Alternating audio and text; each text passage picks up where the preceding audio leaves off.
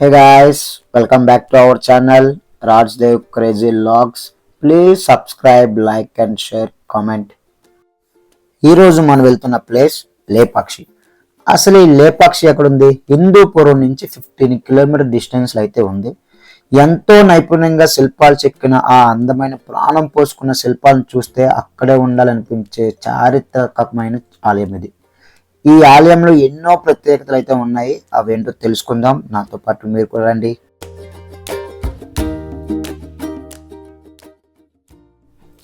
Nature ఎంత చూసినా చూడాలనిపించే ప్లేస్లు అయితే ఇవి.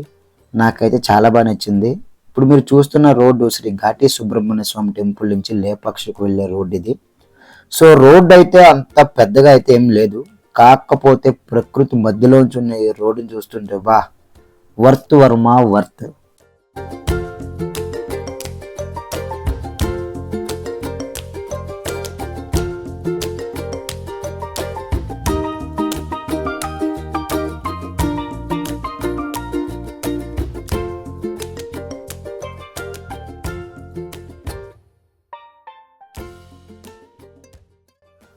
ముందుగా లేపాక్షి ఆలయానికి పేరు ఎలా వచ్చినా తెలుసుకుందాం. సీతమ్మ తల్లిని రావణాసురుడు చేరబడి తీసుకువెళ్తుంటే ఆమెను కాపాడబోయే గాయపడ్డ ఒక జటాయువును చూసి శ్రీ రామచంద్ర ప్రభు లేపాక్షి అని పిలిస్తే జటాయువు లేచి నిల్చుంటుంది. అందుకే ఈ స్థలానికి లేపాక్షి అని పేరు కూడా వచ్చిందని చెబుతుంటారు.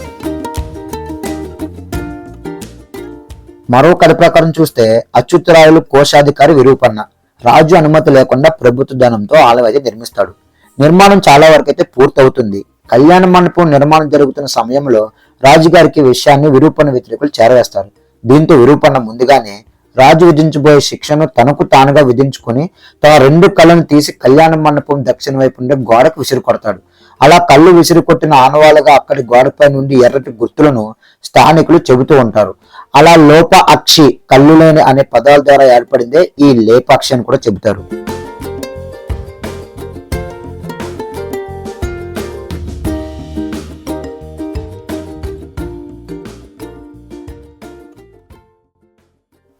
ఇదే లేపాక్షి టెంపుల్ కి ఎంట్రన్స్.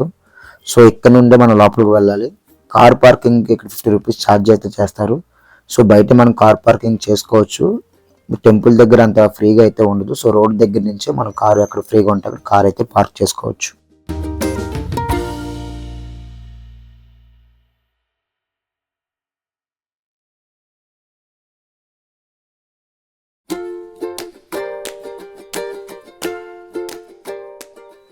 ఇదే టెంపుల్కి ఎంట్రన్స్. సో లోపలికి కూడా మనం విజిట్ చేద్దాం రండి.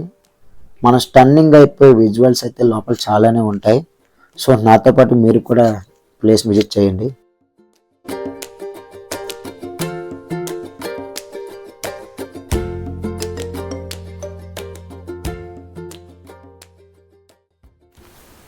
ఈ గుడిలో ఇంకొక ప్రత్యేకత అయితే ఉంది. ఏంటంటే ఈ గుడిలో ఉన్న అన్ని స్తంభాల కింద ఆధారాన్ని ఆనుకొని ఉంటే ఒక్క స్తంభం మాత్రం కింద ఏ ఆధారం లేకుండా అయితే ఉంటుంది. ఈ స్తంభం కింద సుమారు పావంగుళం వరకు ఖాళీ అయితే ఉంటుంది. ఎందుకలా అంటే ఏ కారణం చేతనైనా కళ్యాణ మండపం కూలిపోయే పరిస్థితి వస్తే, అంటే భూకంపం లేదా ప్రకృతి వైపరీత్యాల వల్ల కలిగే ముప్పుకు స్తంభాలన్నీ కింద పడిపోయే ఆ సమయంలో ఈ వేలాడే స్తంభం కిందకి ఆని ఏ ఒక్క స్తంభం పడిపోకుండా అన్ని స్తంభాలను కట్టడి చేస్తుంది. అందుకే ఈ స్తంభం ఇలా గాల్లో వేలాడి అయితే ఉంటుంది.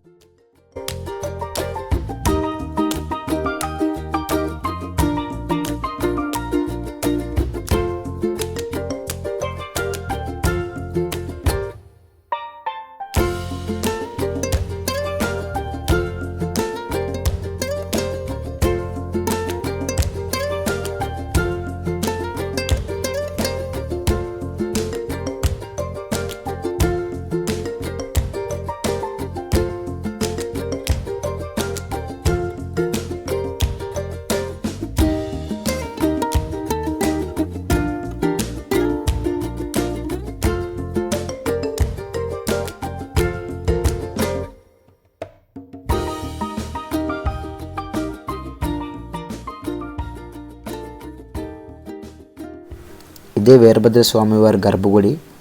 లోపల వీడియో పర్మిషన్ అయితే లేదు. ఎంతవరకు అయితే మేము పాసిబుల్గా తీయగలమో అంతవరకు అయితే తీసాము. ఇందాక మనం మాట్లాడుకున్న స్తంభం అయితే ఇదే. కింద చిన్న అరంగుళం గ్యాప్ అయితే ఉంది. మేము ట్రై చేసాము, వర్క్ అయితే అయింది. జస్ట్ చాలా చిన్నది, మరి అంత అయితే ఎక్కువైతే ఏం లేదు, చిన్న ప్లేస్ అయితే ఉంది అంతే.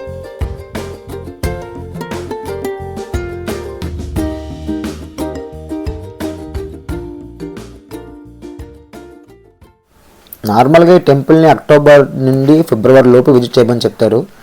అలా అయితే ఏం కాదు. మేము రీసెంట్గానే వెళ్ళాము, ఆ టైంలో కూడా చాలా బాగుంది. అదే టైంలో వర్షం కూడా పడుతుంది అక్కడ. ఆ వర్షం పడుతున్న టైంలో లోపల టెంపుల్స్ విజువల్స్ చాలా అంటే చాలా బాగున్నాయి.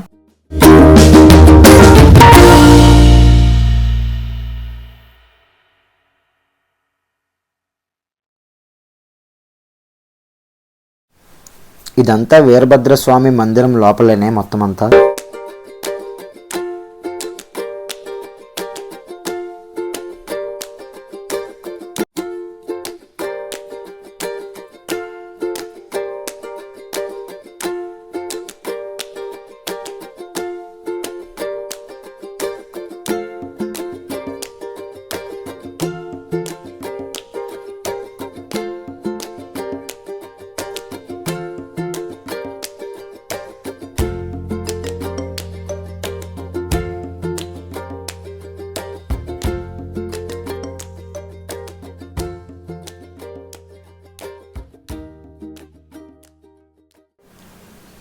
ఇదే టెంపుల్కి మెయిన్ అట్రాక్షన్ నాగలింగం.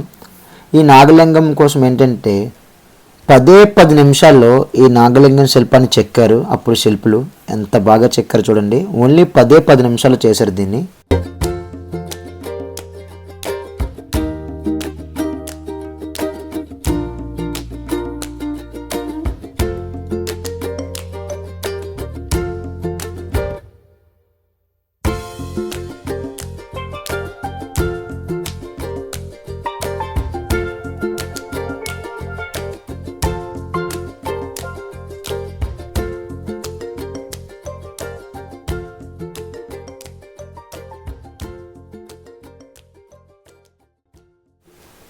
చూశారు కదా మన శిల్పులు ఎంత బాగా శిల్పాలను చెక్కారో అప్పట్లో.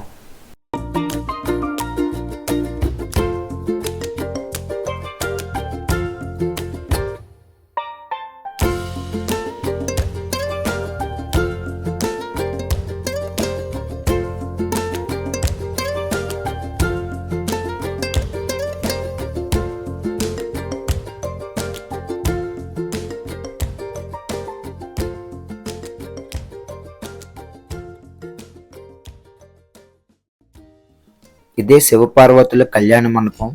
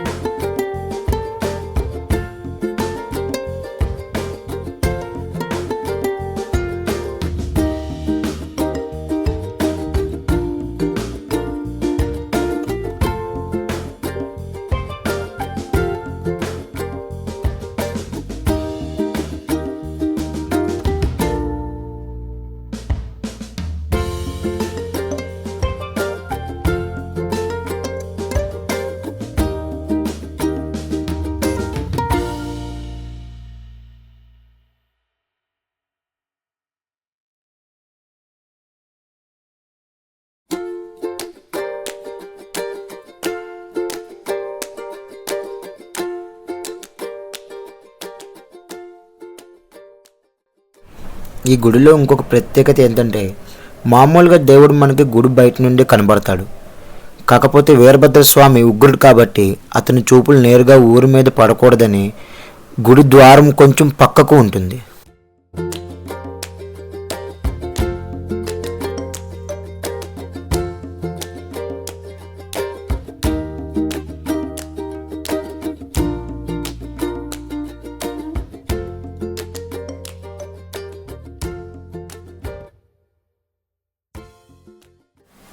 నాకు నా వైఫ్కి టెంపుల్ చాలా బాగా నచ్చింది.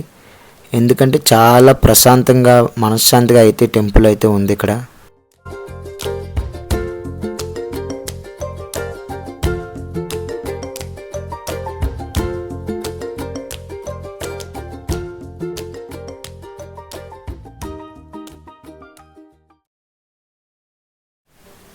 ఇదే లేపాక్షి బసవయ్య విగ్రహం.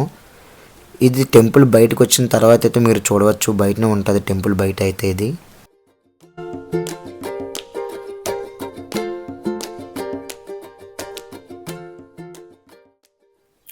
Thank you for watching. Don't forget to comment and subscribe.